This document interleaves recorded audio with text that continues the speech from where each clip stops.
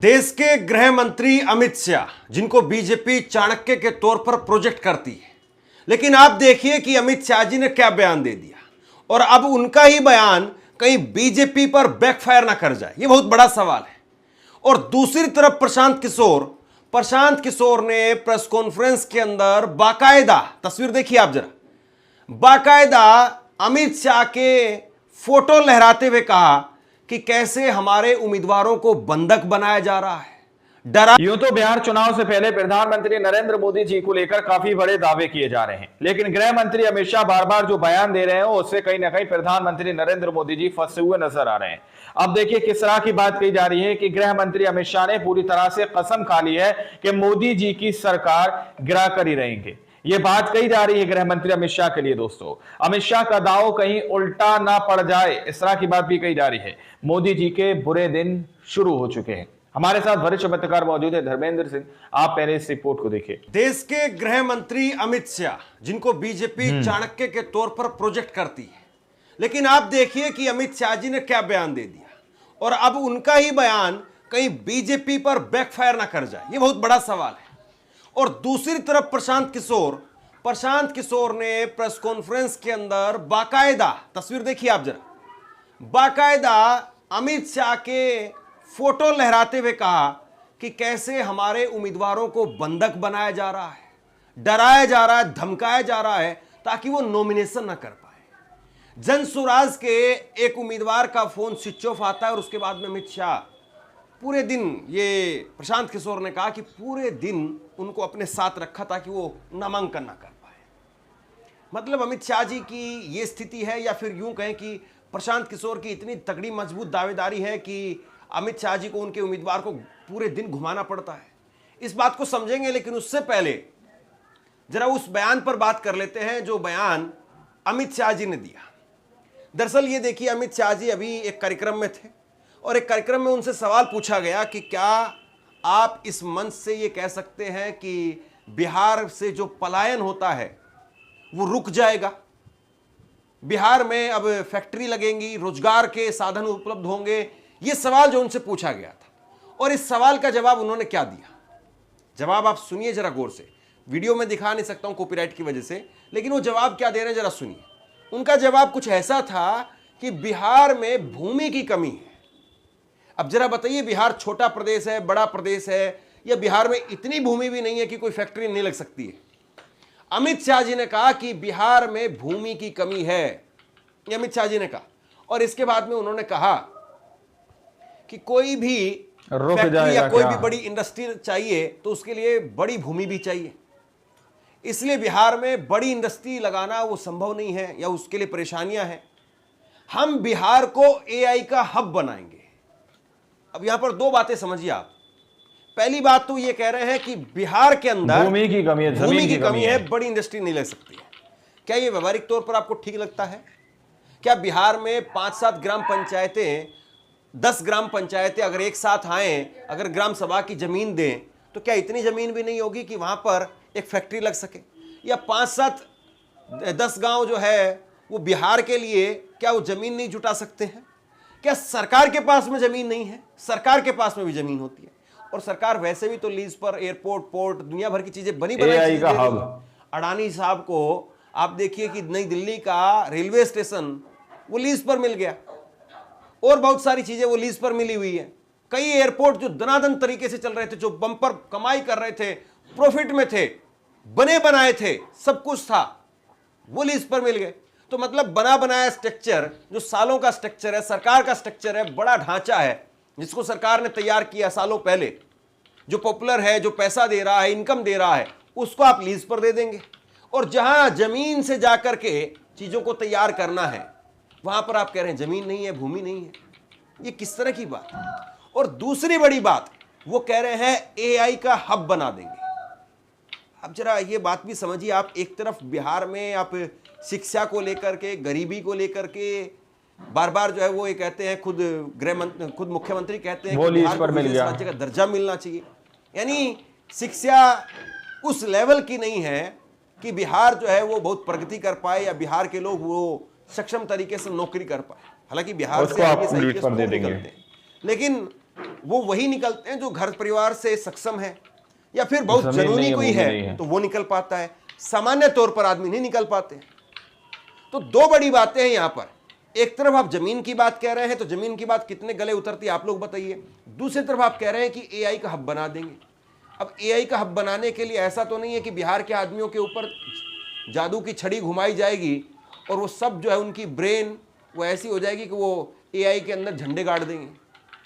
अब आपको कोई कहे, मुझे कोई कहे कि भैया आपको एआई के लिए काम करना है, क्या ये रातों रात संभव है कि आप एआई के लिए काम कर पाएं? या ये मेरे लिए संभव है? नहीं संभव है। जो आदमी जो कर रहा है वो उसमें संभव है। सामान्य तौर पर या नहीं जिस निकल आदमी पाता। को आपने जिस तरीके की शिक्षा दीक्षा दी है उस तरीके से संभव है। लेकिन अमित शाह जी हैं, अब बयान दे दिया।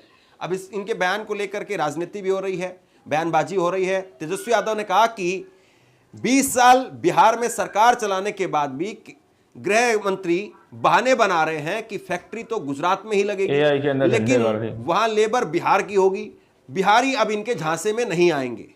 आरजेडी ने लिखा है कि अमित शाह जी ने कह दिया है कि फैक्ट्री तो बिल्कुल गुजरात संभव में नहीं ही है, पॉसिबल ही नहीं लगेगी, है। गरीब बिहार मजदूर सप्लायर राज्य बना रहेगा। गुजराती अमित शाह और नरेंद्र मोदी की निष्ठा तो गुजरात के प्रति रहेगी। बिहारी अचेत मुख्यमंत्री नीतीश कुमार को कुर्सी लोभ में कुछ दिखता ही कहां है। बिहार वासियों को बहलाने के लिए अमित शाह ने एआई का झुंझुना थमा दिया है। लोभ से इसे बजाते रहिए। जिस केंद्र सरकार ने 11 साल में बिहार में आईटी आईआईटीज के क्षेत्र में एक काम नहीं किया, जिस भाजपा नीतीश की राज्य सरकार ने 20 साल में बिहार में सरकारी कॉलेजों में ढंग की कंप्यूटर शिक्षा सुनिश्चित करने के लिए एक दमड़ी भी खर्च नहीं की, वह लोग आज एआई का सपना बिहार को दिखा करके फिर से मूर्ख बना रहे हैं। अब देखिए, राजनीतिक बयानबाजी अपनी जगह पर है, लेकिन कुछ व्यवहारिक बातें, कुछ प्रैक्टिकल बातें वो समझने वाली है। यहां पर गृह मंत्री कह रहे हैं कि बड़ी जमीन नहीं है, बड़ी इंडस्ट्री लगाने के लिए जमीन नहीं है, तो कम से कम वो ये डाटा दे देते, आंकड़ा दे देते कि बिहार में हमने कितनी छोटी इंडस्ट्री लगाई है, बिहार में रोजगार के कितने साधन उत्पन्न किए हैं, बिहार में किस तरीके से आपने रोजगार को आगे बढ़ाने के लिए काम किया है। तो आप कम से कम ये तो बता सकते थे ना। लेकिन आप क्या कह रहे हैं? आप कह रहे हैं कि हम एआई का हब बना देंगे। क्या एआई का हब बनाने वाली बात गले उतरती है?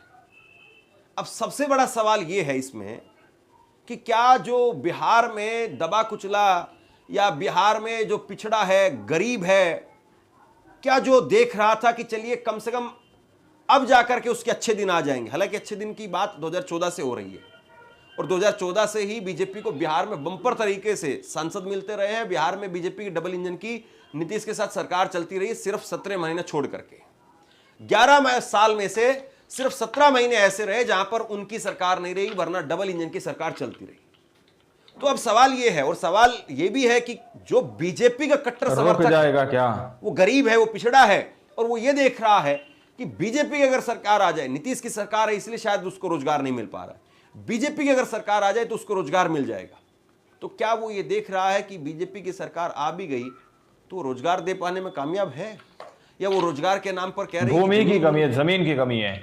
मतलब किस तरह की बातें यहां पर हो रही है, जरा बताइए इस बात को। ये अपने आप में अमित शाह जी का बयान जो है वो गरीब तबके पर क्या असर डालेगा, ये सबसे बड़ा सवाल है। और गरीबों को लेकर के, आरक्षण को लेकर के मोहन भागवत ने जो कहा था उसको कुछ देर बाद में मैं आपको विस्तार से बताता हूं, लेकिन उससे पहले हम बात कर लेते हैं प्रशांत किशोर की। प्रशांत किशोर चुनाव खुद तो नहीं लड़ पाए, लेकिन वो चुनाव में क्या असर डालेंगे ये देखना बाकी है। उनकी क्या जो है वो बिहार में भूमिका होगी, किस तरीके से वो किसके वोट बढ़ाएंगे, किसके वोट काटेंगे, ये देखने वाली बात है। लेकिन उन्होंने प्रेस कॉन्फ्रेंस में एक बहुत गंभीर और बहुत बड़ा आरोप लगाया। उन्होंने तस्वीरें दिखाई और ये तस्वीरें दिखाते हुए उन्होंने कहा कि बिहार के अंदर दानापुर की सीट है और दानापुर की सीट से हमारे प्रत्याशी वो अचानक से गायब हो गए, और मीडिया में कहा कि दानापुर में जनसुराज के जो उम्मीदवार है वो भाग गए। दरअसल वो भागे नहीं थे, उनको खींच लिया गया था। कुछ ताकतें हैं, कुछ फोर्स है जो खींच लेती है।